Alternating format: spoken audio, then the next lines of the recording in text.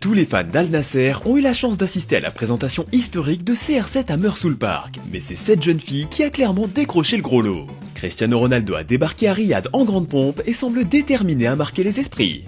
Le plus gros contrat de l'histoire du football a enfin pu être présenté devant ses supporters, et le moins qu'on puisse dire, c'est qu'ils étaient en feu. Le transfert de CR7 en Arabie Saoudite a fait un buzz gigantesque à travers le monde, et dans la plupart des cas, les raisons étaient légitimes. Outre son contrat astronomique qui a monopolisé toute l'attention, ou les journalistes saoudiens qui l'accueillent dans une version revisitée du célèbre Sou, une chose est particulièrement ressortie lors de la présentation de CR7 au Mershoul Park.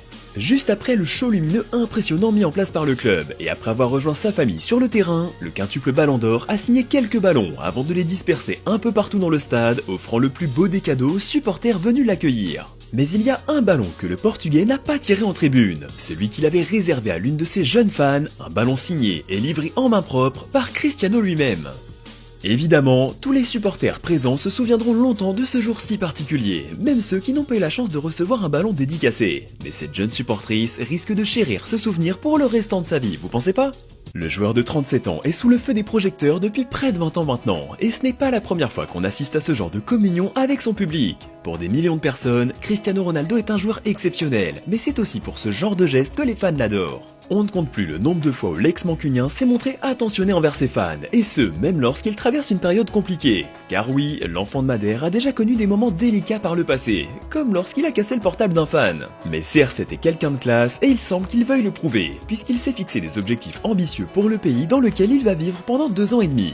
Par exemple, il a souligné le fait qu'Al Nasser avait une équipe féminine et que le football féminin était très compétitif dans le pays. Au sujet de ses ambitions, CR7 a déclaré « C'est un nouveau défi et je suis très fier qu'Al Nasser m'ait donné cette opportunité de développer non seulement le football, mais aussi les jeunes générations et la génération des femmes aussi. » Bon, on ne sait pas si les progrès de l'Arabie Saoudite en matière de football féminin ont eu un impact sur sa décision, mais seul le temps nous dira si CR7 sera en mesure d'atteindre ses objectifs. Et comme le moindre de ses gestes est scruté, il ne pourra rien nous cacher.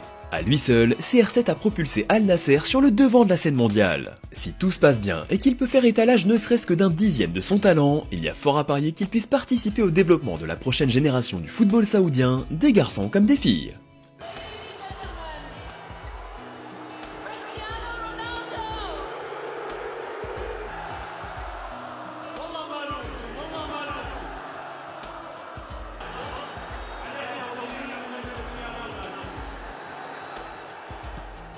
C'est ici que se termine cet épisode. Au vu de sa carrière, pensez-vous que Cristiano Ronaldo est un homme du peuple? Dites-nous tout en commentaire.